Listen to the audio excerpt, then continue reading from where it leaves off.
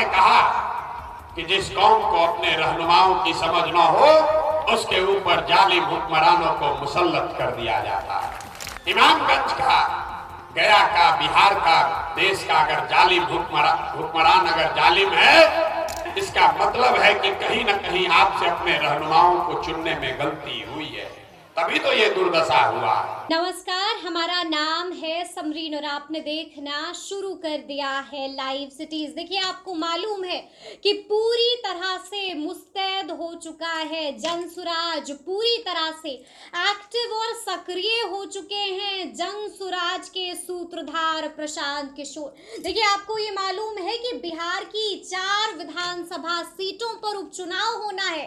13 तारीख को वोटिंग है और 23 नवंबर को नतीजे आ जाएंगे। और अब ऐसे में तमाम पार्टियों ने अपनी अपनी बिसात बिछानी भी शुरू कर दी है और इसी क्रम में जनसुराज के सूत्रधार प्रशांत किशोर आज इमामगंज भी पहुंचे थे। आपको बता दें कि इमामगंज पहुंचकर खूब गरजे, खूब बरसे जनसुराज के सूत्रधार प्रशांत किशोर और इसी क्रम में मन से उन्होंने मुसलमानों को भी संबोधित किया। एक बार फिर से वहां पर प्रशांत किशोर ने जिक्र किया पैगंबर मोहम्मद का, जिक्र किया कुरान का, जिक्र किया हदीस का, कई सारी बातें कही है। क्या कुछ कहा है मुसलमानों को संबोधित करते हुए जनसुराज के सूत्रधार प्रशांत किशोर ने, सबसे पहले आप उनको सुनिए। यहाँ देखिए कितने मुस्लिम साथी सब बैठे हैं, यहाँ बहुत मुस्लिम साथी लोग बैठा है। जहां जाइए मुसलमान कहता है भैया हम लोग का बड़ा दिक्कत है, बहुत कष्ट में है हम लोग को लोगों ने ठग लिया। हम आपको बता रहे हैं आपकी दुर्दशा क्यों है। अरे आपकी दुर्दशा इसलिए नहीं है कि लालू जी ने ठगा कि कांग्रेस ने ठगा। आपकी दुर्दशा इसलिए है कि आपके कौम की जो बुनियादी बातें हैं, सामाजिक राजनीतिक जीवन के नजरिए से जो बुनियादी बातें आपके कौम में इस्लाम में बताई गई, आपने उससे भी किनारा कर लिया। आपके पैगंबर साहब ने कहा कि जिस कौम को अपने रहनुमाओं की समझ न हो उसके ऊपर जालिम हुक्मरानों को मुसल्लत कर दिया जाता है। आपके यहाँ आज का हुक्मरान जालिम दिखता है। इमामगंज का, गया का, बिहार का, देश का अगर जालिम हुक्मरान अगर जालिम है तो बात पैगंबर साहब ने कही है गलत नहीं हो सकता। आधी पंक्ति मत पढ़िए, आधी पंक्ति पढ़ रहे हो कि हुक्मरान जालिम है, इसका मतलब है कि कहीं ना कहीं आपसे अपने रहनुमाओं को चुनने में गलती हुई है, तभी तो ये दुर्दशा हुआ। मुसलमानों को आपके हदीस में ये बताया गया कि हर मुसलमान का ये फर्ज है अपने बच्चों के साथ आपको इंसाफ करना है।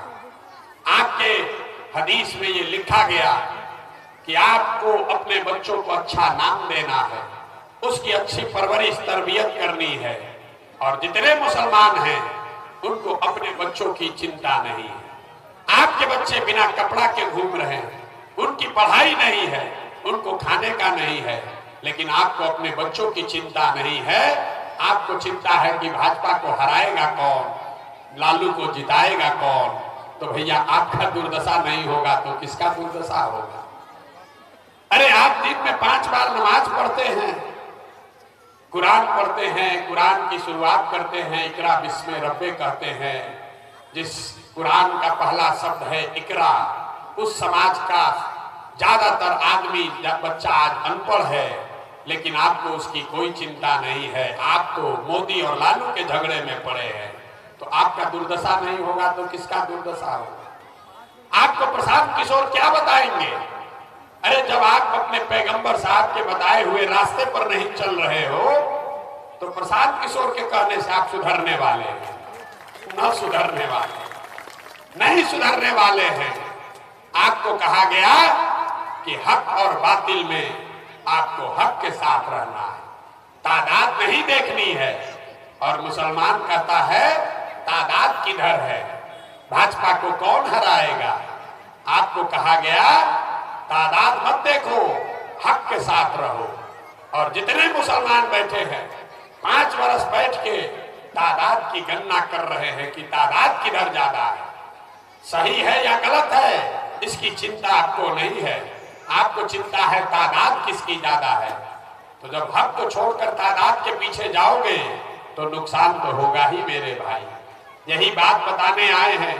आप अपने बच्चों की चिंता नहीं करोगे तो कोई दुनिया में आपके बच्चों की चिंता नहीं करेगा। यही बात कहने आए हैं। वोट मांगते नहीं हैं, पैसा चंदा लेते नहीं हैं, लेकिन आपसे मांगने आए हैं आपका दुआ और आशीर्वाद। लोग यहाँ से 5 दिन जाते हैं बाबा धाम पैदल चल के। आपके यहाँ कोई हज करने जाता है, उसका शरीर थक जाता है, आता है 5 दिन आराम करता है। हम 2 बरस से पैदल चल रहे हैं। कैसे चल रहे हैं? ये चल रहे हैं ऊपर वाले की कृपा से और गांव-गांव में आप जैसे लोगों के दुआ और आशीर्वाद से।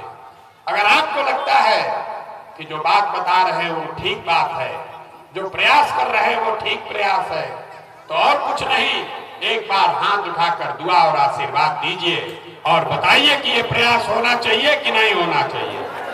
तो सुना आपने कि मन से क्या कुछ कह रहे थे जनसुराज के सूत्रधार प्रशांत किशोर। कई बातों का जिक्र किया है, साफ साफ कह दिया है कि आप लोग आज तक अपने रहनुमा को पहचान ही नहीं पाए हैं। बड़ी बड़ी बातें कह दी हैं, साफ साफ कह दिया है कि जरा आप अपने हदीस के पन्नों को पलटिए। देखिए उसमें साफ साफ लिखा हुआ है कि आपको अपने बच्चों की तालीम के बारे में सोचना है, उनकी परवरिश के बारे में सोचना है, रहनुमा को पहचानना है। एक बार फिर से इमामगंज में गजब गरजे हैं जनसुराज के सूत्रधार प्रशांत किशोर। क्या कुछ कहा है वो भी आपने सुना है। देखिए आपको मालूम है कि लगातार प्रशांत किशोर अलग अलग विधानसभा क्षेत्रों में जा रहे हैं और वहां जाकर लोगों को संबोधित भी कर रहे हैं। साफ साफ कह रहे हैं कि मैं यहाँ पर वोट मांगने कतई नहीं आया हूँ। साफ साफ कह रहे हैं कि मुझे तो सिर्फ आपकी दुआ और आपका आशीर्वाद ही चाहिए। तो अब देखना होगा कि लोग प्रशांत किशोर को दुआ और आशीर्वाद देते हैं या फिर नहीं। तो फिर ये पूरी वीडियो, पूरी जानकारी आपको कैसी लगी है कमेंट करके हमें जरूर बताइएगा। तो ऐसे तमाम अपडेट्स के लिए बिल्कुल ऐसे ही हमारे साथ बने रहिएगा और देखते रहिएगा लाइव सिटीज। बहुत शुक्रिया।